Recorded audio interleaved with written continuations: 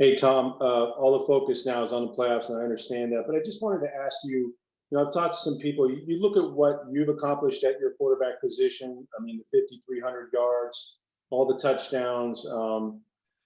Some have told me that they think this might be the best that year you've had. I mean, in some measurements, right? And you played an awful long time. Do you feel that way? Do you feel like you're playing your best football? I feel like it's, for me, always about the team success. So, it's hard to compare one year to another. I feel like I've felt like I want to play as a championship level player. That's what I've said for a long time. And when I'm not able to do that, I said a long time ago, when I suck, I'll retire. But what I really meant was when, I'm not capable of leading the team to victory, then someone else has to do the job. So I feel like I can do that. Now, obviously, we put ourselves in a decent position to, now we're in the postseason and we got to take care of a very tough opponent. But, I just love being out there with the guys, see if we can go, beat a really tough Eagle team.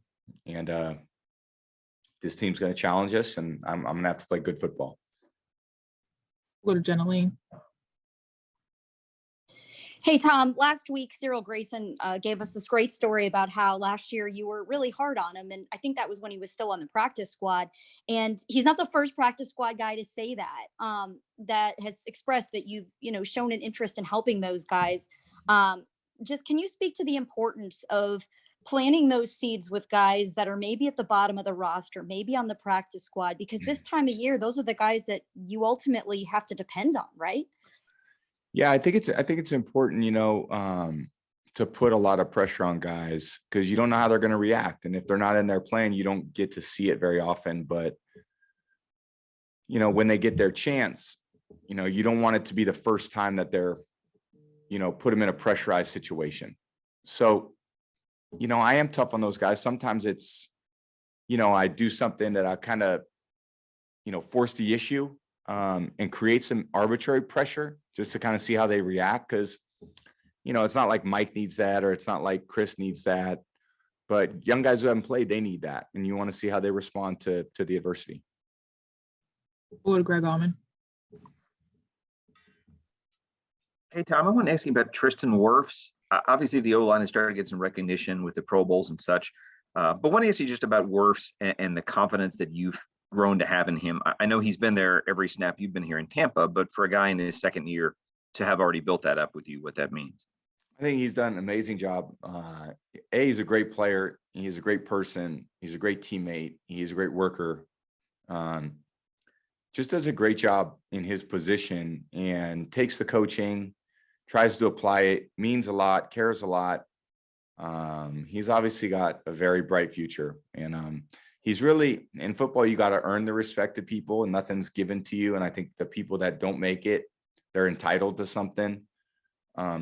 Tristan's the opposite of that. Tristan wants to go out and earn it every day, and he wants to do a great job. And he's proven to everybody that he could be counted on. And it's just a great compliment to him and what he's been able to accomplish, to have, the whole organization have the kind of faith in him that we all do. Joey Knight. Tom, everybody has said, when the playoffs come, Tom Brady turns it up a notch. I'm just curious how that manifests itself. Do you literally watch more film? Do you meet with position groups a little more often to pay more attention to detail? How does that manifest itself?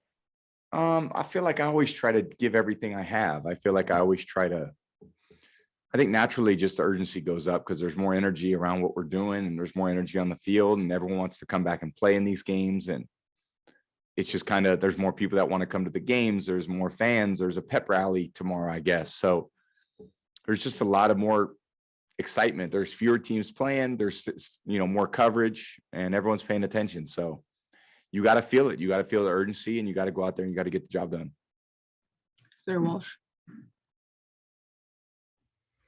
Hi, Tom. When you look at the Eagles right now, what jumps out to you the most about their defense and the challenge that they're going to present to you?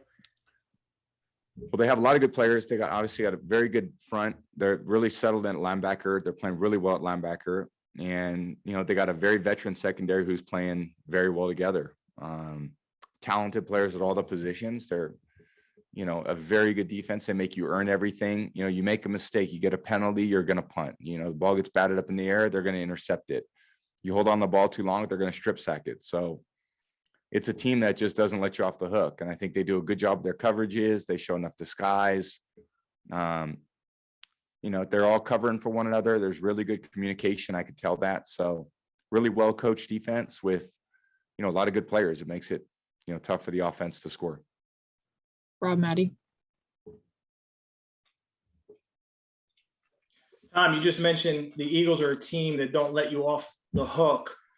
Their fans don't let you off the hook either. I know you talked about in the podcast the other night about they always remind you about that drop pass in the Super Bowl. I'm wondering, how aware are you? Those fans are obsessed with you not shaking Nick Foles' hand after that game. Are you aware of that? No, I'm not. We'll go to Kevin I've O'Donnell. shaken Nick's hand plenty of times though. So I had a lot of respect for Nick, and, I try to be a good sport as best I can. I know it doesn't always look like that because sometimes I get a little pissed out there, but for the most part, I try to be a good sport. We'll go to Kevin O'Donnell. Hey, Tom, you've played in a lot of adverse conditions weather-wise in your career, but since coming to Tampa, you really haven't had a lot of rain games. Sunday, unfortunately, we could have some rain, heavy winds. How do you prepare?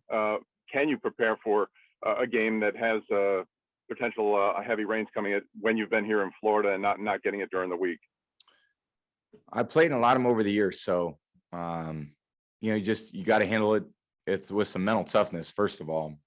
Physical prep isn't much different. I mean, we haven't had a lot of rain this year. We did in the Patriot game. So we're a little bit used to it.